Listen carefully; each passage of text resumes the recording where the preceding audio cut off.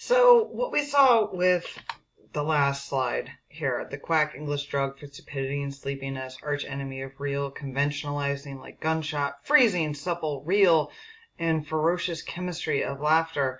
I think really is starting to give us some insight into what the modernists were feeling overwhelmed by, which they were feeling overwhelmed by politics, by war, by people who seemed to, instead of accepting what was real and what was natural, were instead trying to distract us, or distract them with war and with the idea of going against an arch enemy as opposed to addressing the errors that were evident within the modernist culture, the modernist English culture itself. And that really comes again up here in this particular passage, which you can find on page 2125, where they say, "Bless English humor. It is the great barbarous weapon of the genius among races. The wild mountain railway of from idea to idea in the ancient fair of life. Bless this hysterical wall built around the ego. Bless the solitude of laughter. Bless the separating, ungregarious British grin." And this tone is obviously highly ironic. There is the emphasis on having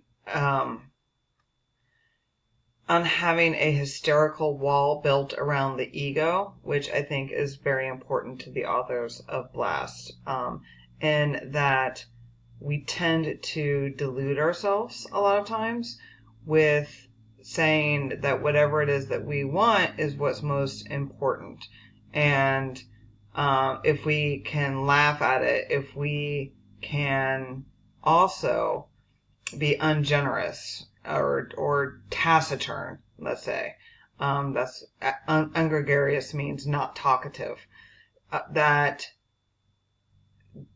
there is an irony in that, right? Where when one of the British customs, and we've talked about this before, is that they tend to be very centered on their manners and also on this kind of facial effect where it says, okay, I've heard what you're saying, but I'm not going to recognize it. And so they're saying, let's do away from that. Let's get back to connecting ideas to ideas and stop using manners against one another. Okay? Now, one thing to really understand about the modernists, especially the British modernists, is that they really felt a rupture from their past. In the 20th century, suddenly, we've gone from not just having steam power, but to having an incredible amount of ammunition power that is incredibly lethal. And so this was the first war that was fought in the 20th century amongst multiple countries, where people were overwhelmed by the technology, that the way in which humans could slaughter one another in mass. And so new kinds of warfare were being developed. What you have here are pictures of World War I soldiers that were drilling trenches in order to protect themselves from gas attacks, and then also the British tank crossing the trenches. And so you can, if you think about it, just for a second, you can see this is a very different kind of warfare. than the kind that was engaged in the past, where soldiers would do hand-to-hand combat with things from, as pedestrian as a shovel to, as technologically advanced as a gun that could only be fired once every 3 minutes, to now having to prepare for an armed attack that was incessant. And this had a large impact on the British psyche. So, an important thing to understand also about Great Britain during this time is that this time from 1914 to 1918 is what's known colloquially as the Lost Generation. Over 1 million British men died during this time period. That's on average 1,500 men died per day. And I'm sorry, I misspoke. It wasn't just men, because civilians were being killed as well. There were also over 3 million casualties. And in a country that is, relatively small, or an empire that's relatively small, this was monumental. So there was many causes for this idea of the war complex. In some ways, they were minor, but basically what the modernists are saying is that civilization is irrational and meaningless. And we're looking around all of our technology, and the technology is not advancing us or making us more progressive. It's taking us backwards to a place that's more animalistic. So a lot of the modern themes that we see is suspicion of progress and technology, suspicion of government and bureaucracy, suspicion of conventional morality. When your government says to you it's patriotic to go fight this war, the modernists say, really? Is it? I'm not sure about that.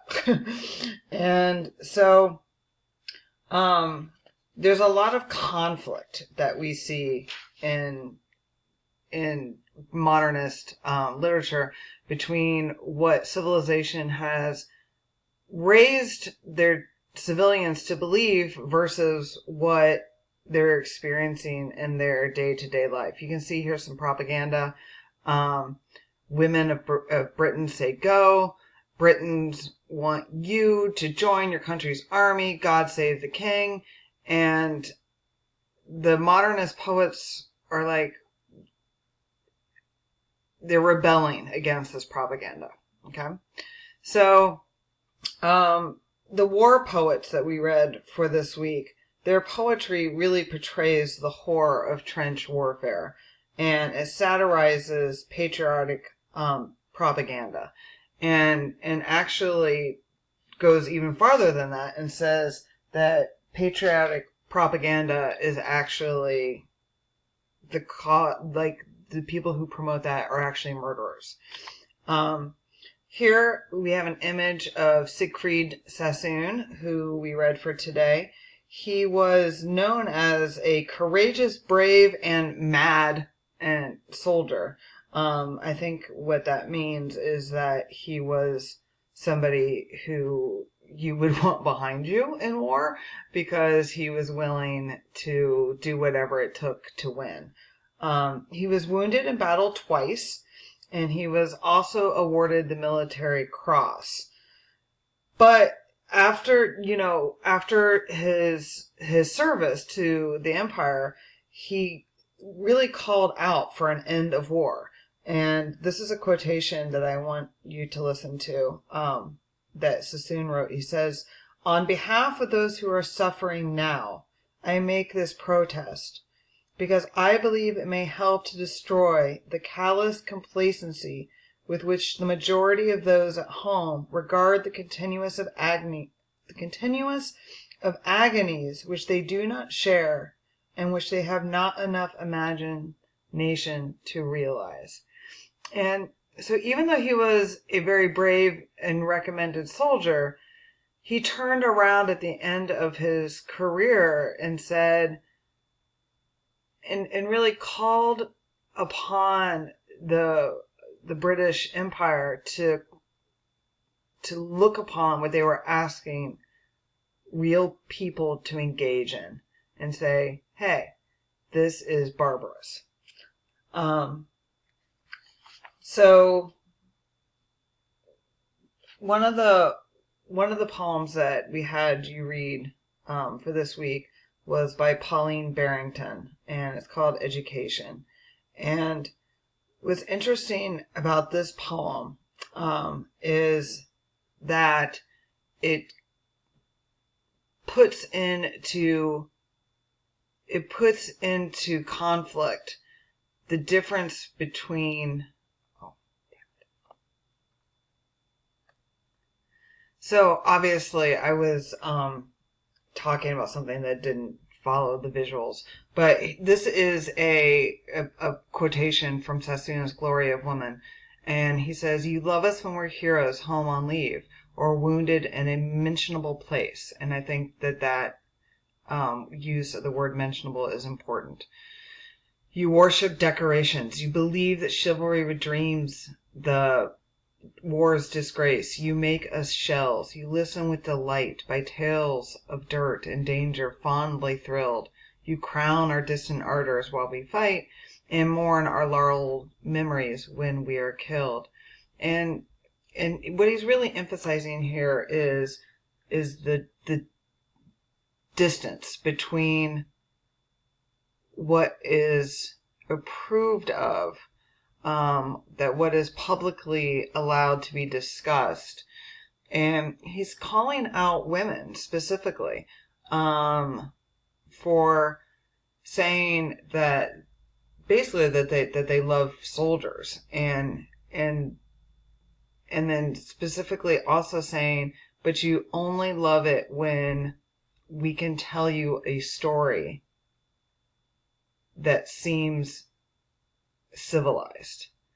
And if we have to tell you something that seems uncivilized, then you do not love that.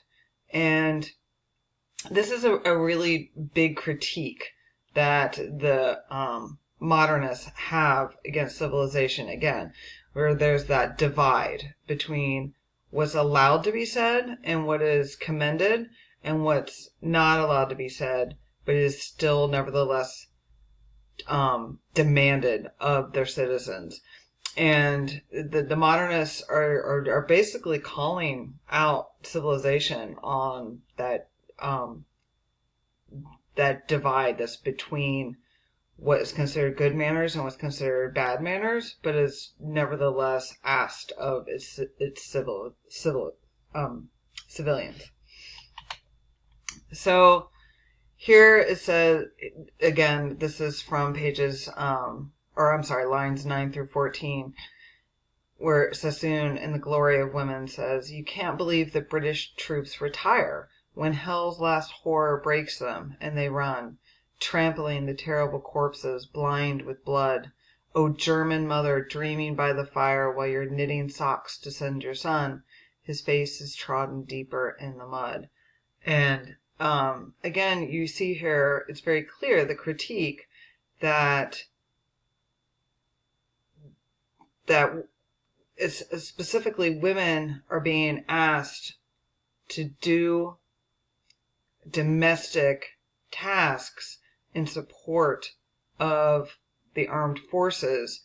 And even the German mothers, whom, the British are fighting at this point, are trying to help their men who are doing the fighting, and they're completely unaware of the last horror that has just happened, and they're doing work even while their children are dead. I mean, the absolute horror of what the modernist poets are describing is indicative of what the troops were going through at that time period. And again, this was something that was new to the modernists. This kind of warfare was new. And so they were the first ones to really write about it.